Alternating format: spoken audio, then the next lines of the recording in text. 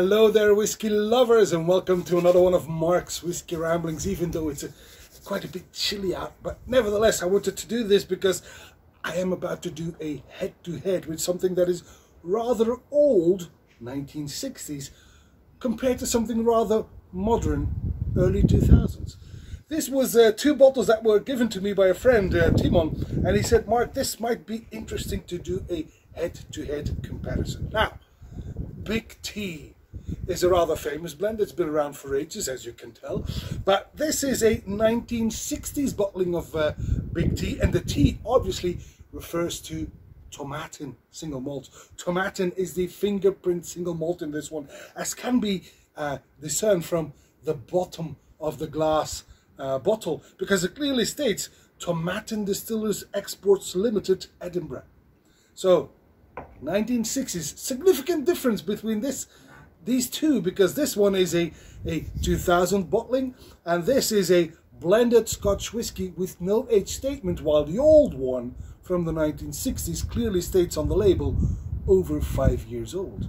So there's a big difference already. A second difference is the fact that this is bottled at 43% ABV, while the newest version is 40% only. Now, if you realize that you can buy this bottle for 15 euros or less, don't get your hopes up. All right, just saying, don't get your hopes up. Right, nevertheless, Timon gave me this opportunity for a head-to-head from something very old to something rather new. So who am I not to go for that? Tomatin Distillers Exports, over 5 years old, 1960. So this is 50 years old or more. There we go, 43% ABV, and I'm going to put that head to head to a new Big T version with no age statement, and clearly there's already a difference in color. So here we go, a head to head, an old Big T versus a modern Big T. This seems to be rather ambered colored as opposed to this rather pale gold color. Well, maybe that's not saying much, is it? Let's give these two a go head to head. The old one, the Big T, over 5 years old, from 1960s, on the nose. Well, the first thing I have to get past is some OBE, some old bottle effect. Like gumshoes or gin shoes, I mean, or mushrooms. But once I get that behind me, I have to say there's not any fruit in here. It's rife with toffee and caramel and maybe even a touch of chocolate, but where's the fruit? There's no fruit except maybe a hint of sultanas all the way in the back. And maybe even a hint of brown sugar. Right, the newish version, the 2000s edition of the Big T on the nose. Oh, totally different. And not for the better.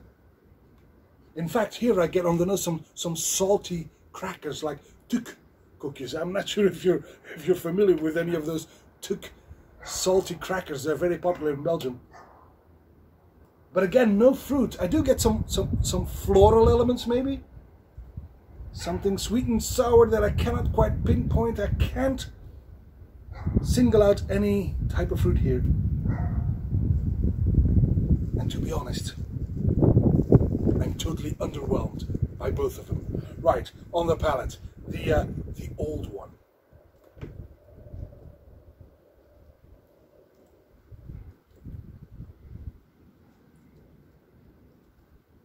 It's watery. It's almost flat. Some green gauges, some gooseberries maybe, some oranges, some blueberries. It's actually quite alright on the palate.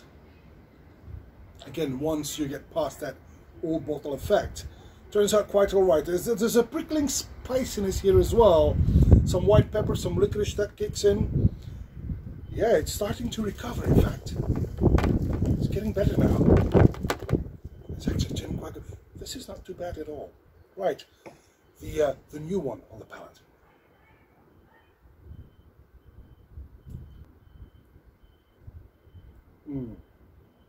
Very light-bodied, caramel and honey, and even a trace of wood smoke here, but again, it's impossible to call this fruity.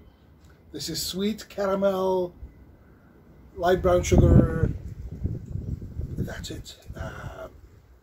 I find it actually quite oaky and quite dry, and frankly, pretty fucking dull as well. This is...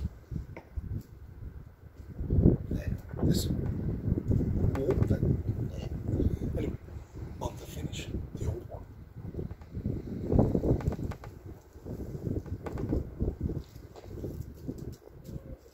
Medium long finish. Caramel and oranges. A soft bitterness from the oak that announces its demise. Now on the new one, the finish.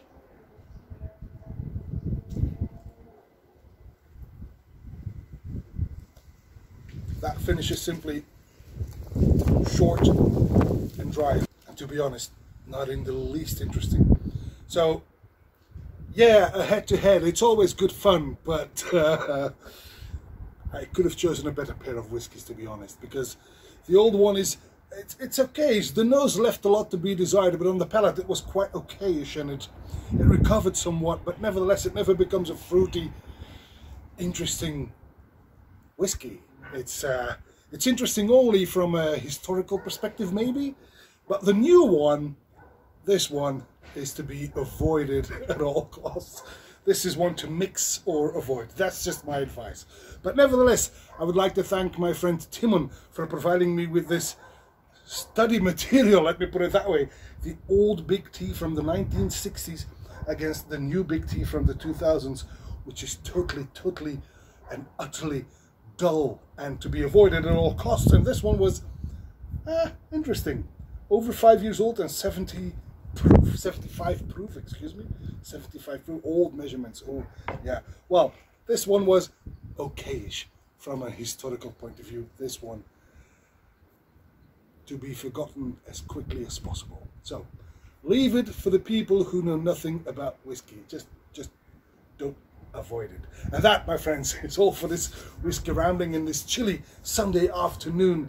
And I hope to see you at one of Mark's Whiskey Ramblings real soon. Until then.